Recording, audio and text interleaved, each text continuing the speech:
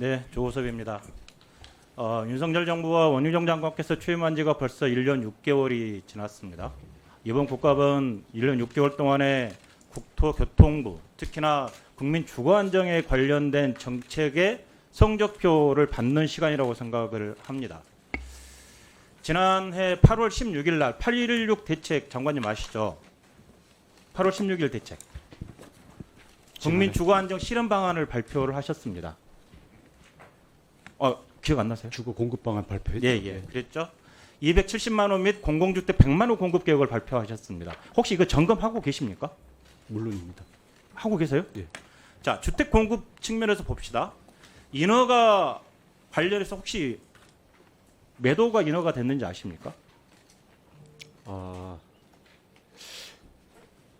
제가 숫자를 지금 안 말씀드릴게요. 갖고 있는데요. 예, 전년 동기 비해서 39%가 감소했습니다. 맞습니다.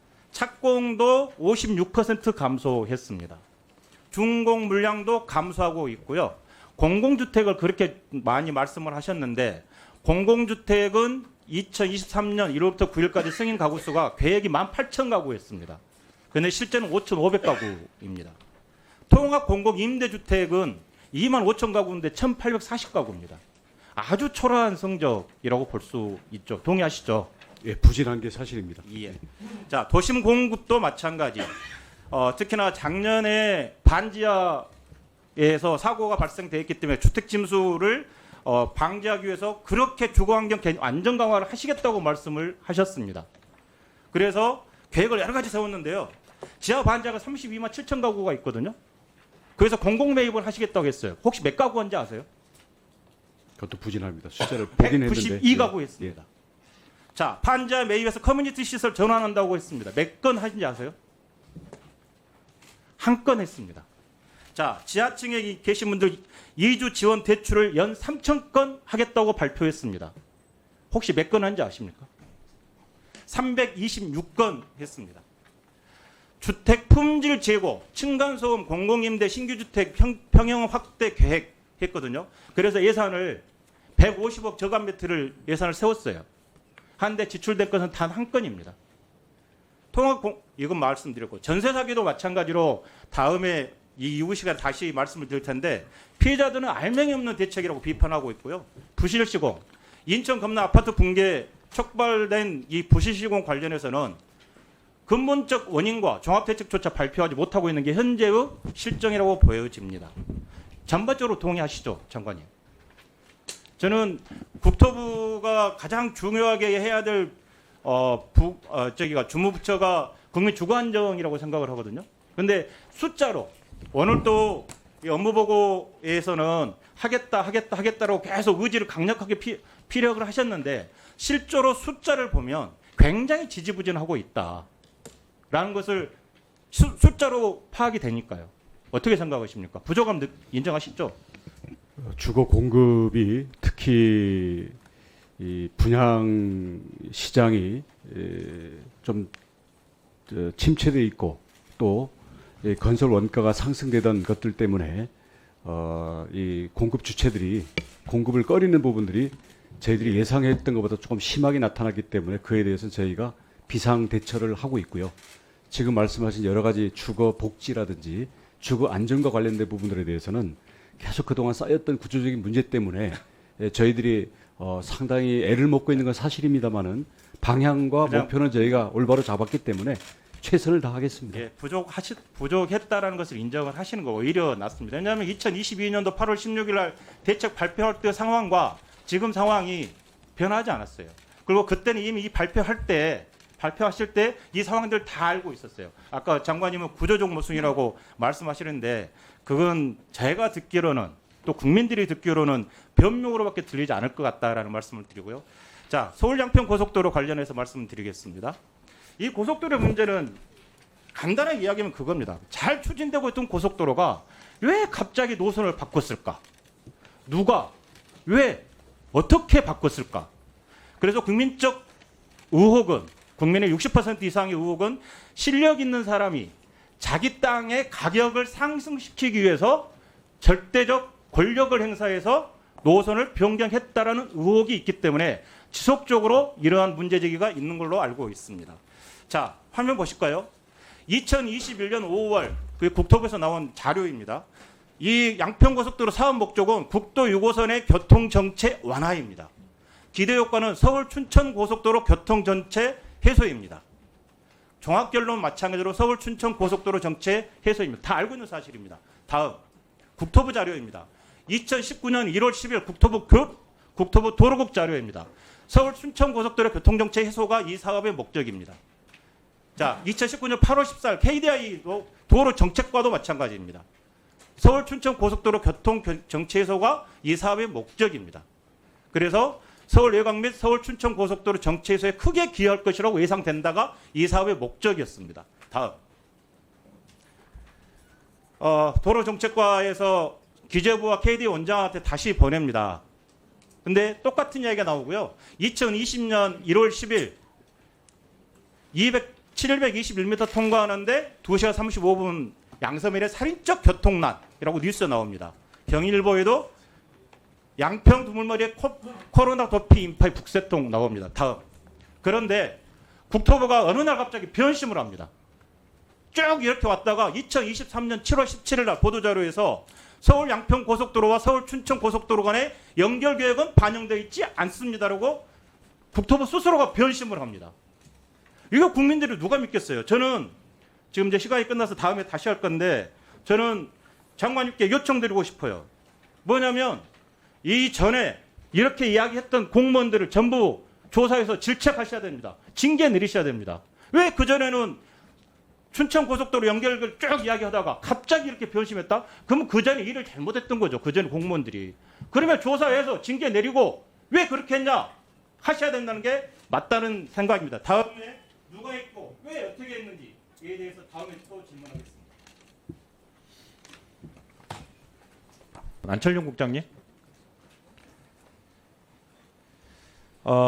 우리 노선 변경에 대해서 처음에 국토부가 주장했던 것은 양평군에서 주장을 했다라고 했고요. 최종적으로는 용역업체가 주장을 했다라고 이야기를 합니다. 그런데 양평군 의회 여현정 의원 네네. 녹취록 아시죠? 네네. 예. 거기 건설팀장하고 녹취록에서 이렇게 이야기 나옵니다.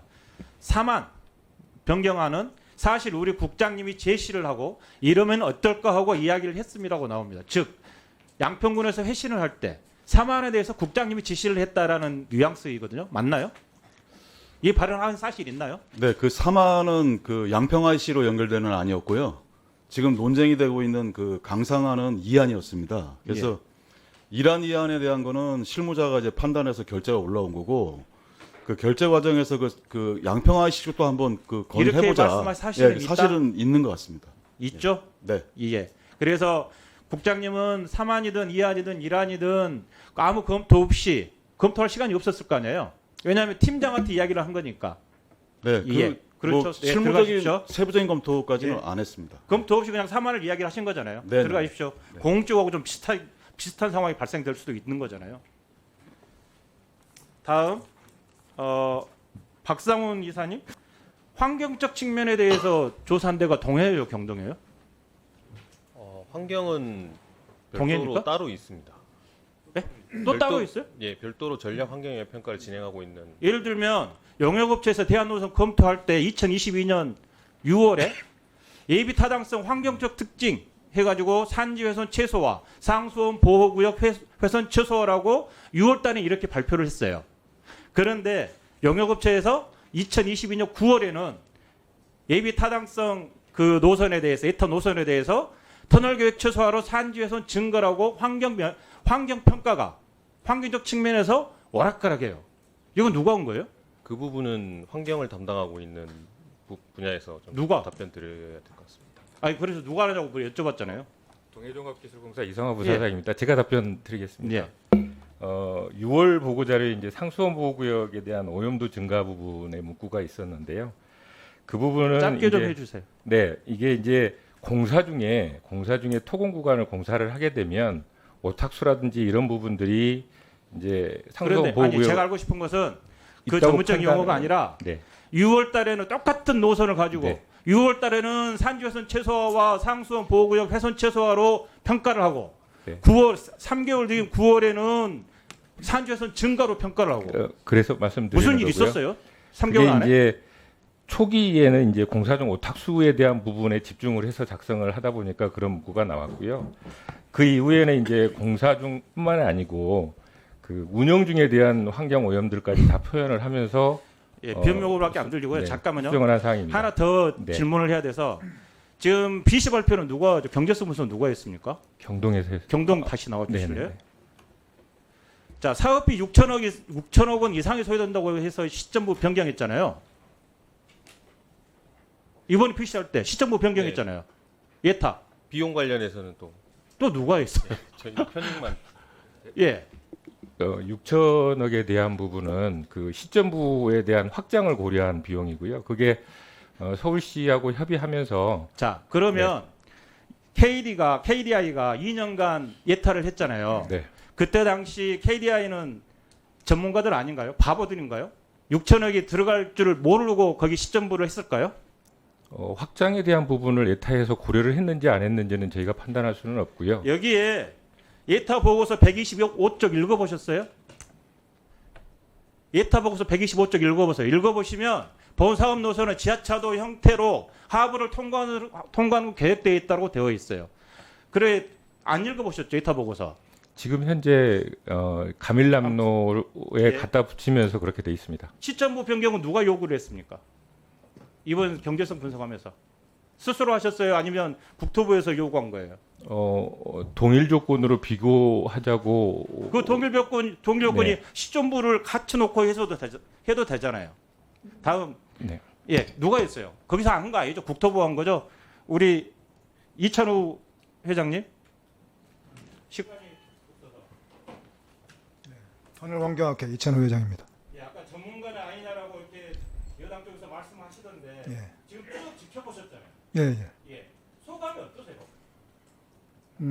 굉장히 좀 난감하고요. 저는 사실 뭐 정파적인 뭐 그런 편중함이 없도록 발언하도록 노력을 하고 있는데 제가 발언하게 되면 여당 쪽에서 굉장히 좀 뭐 문제 제기를 하는 것 같아가지고 상당히 좀 심히 유감스럽게 생각을 합니다. 학자의 양심으로 말씀해 주시면 되겠습니다. 저는 원안이 낫다고 봅니다. 왜냐하면 그 BC가 어차피 아까도 의원님들께서 말씀을 하셨지만 0.83인지 뭐 0.8 정도 되는데 에타에서 이게 어차피 경제성으로 통과를 못한단 말이에요. 그러면 종합평가라는 게 있습니다. 경제성으로 안 되는 거를 뭐 정책성이라든지 국토 균형 발전 이런 걸 가지고 이제 평가를 하는데 그거가 이제 본타가 아니 저기 저 본안이 나름대로 그 국도 6호선 연결이라든지 그다음에 이제 뭐 서울 춘천간 고속도로 교통량 분산이라든지 이런 이제 그 정책적인 목적이 달성이 된다고 판단했기 때문에 종합적인 이제 AHP 종합 평가에서 0.5를 넘은 것이 아닌가 저는 그렇게 보는데 지금 변경안은 상당히 좀 그게 문제가 있습니다. 이게 제가 시간이 없으니까 양평군 지도를 이렇게 봤습니다. 이게 양평군 지도가 저도 궁금해가지고 보니까 빨간색이 이제 강상면입니다. 그러니까 강상면이 일반 국민들은 위쪽으로 있을 거라고 생각이 드는데 이건 이제 강 상류에 있기 때문에 저쪽으로 이제 한강 쪽으로 이제 물이 가기 때문에 강상면이라는 이름을 붙인 것이고 양서면이 센터에 있습니다. 자 그러면 국토 중앙 어떤 그 균형 발전 측면에서 양평군도 나눠지지 않습니까? 어떤 게 유리하겠습니까? 네, 김호석 의원님. 아까 지금 영역회사의 이야기를 들어보면 김호석 의원님께서 장내축을 고려하지 마라고 지시했다는데 사실인가요? 그거는 맞습니다. 왜 그렇게 하셨죠? 지난번에도 한번 말씀드린 바와 같이 21년 9월 달에 제2차 국가도로망 계획이라든지 상위 계획상에 장내축이 그려져 있지 않습니다. 그렇기 때문에 서울 양평은 자, 단독으로 그려져 그러면 있거든요. 2021년 5월 달에 에타 최종 보고서 2019년 1월 10일 1차 예비 타당성 조사 대상사업 신청 공문 2019년 8월 14일 KDI 질의 회신 했던 것은 전부 장내축 고려거든요. 그렇죠? 네네. 알고 있죠? 네. 그러면 이걸 했던 이 공문을 내거나 이 사업 계획을 했던 담당 공무원이 누구예요? 이 사람은 잘못한 거잖아요. 잘못했죠? 잘못했잖아요. 이 사람은 잘못한 거잖아요. 아니 제가 그걸 다시 한번 확인해 보겠습니다. 뭘 다시 봐요? 이 사람은 2021년 5월까지 국도 6호선 교통정책 완화, 그다음에 서울 춘천 고속도로 교통정책 해소로 목적을 했어요. 그 목적은 맞습니다. 아니 그 장례축 고려를 안 했다며요. 포기를 장례- 했다며요. 장례축 고려라는 게 다음 의원님 다 오해를 하시는데요. 저희가 서울 양양 고속도로의 교통량을 분담한다, 그거의 역할을 어느 정도 해소한다는 것 자체는 교통량을 일부 흡수를 한다는 얘기지, 그걸 반드시 네, 연결시킨다는 알았어요. 의미는 아니었습니다. 예, 아까 6,000대 말씀하신 명예회사 누구죠? 제가 이해가 안 가서 그래요. 중부 내륙 고속도로에서 타고 올라가잖아요. 타고 내려오듯 올라가잖아요. 그러면 강상면에 있던 양서면에 있던 조인이 되면 JCT가 있으면 그 양성면으로 나갈 6,000대가 위로 올라가 5분 정도 더 간다며요. 나가서 더 수도권으로 들어가지는 않나요? 그 5분의 차이 때문에 노선 선택을 다르게 해서 그런 건데요. 아니 중부 내륙 도로를 타고 가다가 빠져나갈 때가 있어요. 중간에 수도권으로 갈 사람들이. 수도권으로 갈 사람이 중부 내륙고속도로를 타고 올라와서 원래 중부 내륙고속도로를 타고 올라오던 차들은 똑같지만, 의원님 말씀하신 대로 똑같지만, 제가 아까도 말씀드렸다시피 통행 시간이 짧아짐으로 해서 중부고속도로를 타고 올라오던 교통량들이 일부 전환이 됩니다. 그래서 중부고속도로로 타고 전환이 올라오던 된다는 건 양들이, 밖으로 나간다는 건데 그러니까 중부 내륙고속도로가 아니라 중부고속도로에서 원래 올라오던 양들이 중부 내륙고속도로로 바꿔서 탑니다. 그래서 아이고. 교통량이 증가하는 겁니다.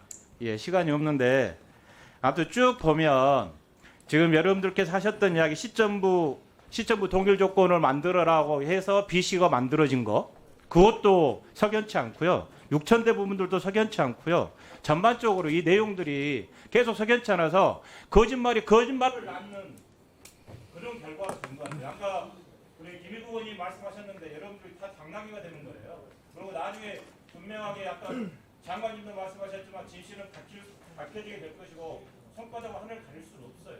나중에 밝혀질 거고 아까 다른 의원님 말씀하셨는데 임시의 기업이라고 그러는데 저기를 많이 받아서 국지의 기업이겠죠. 돈을 많이 버셔서.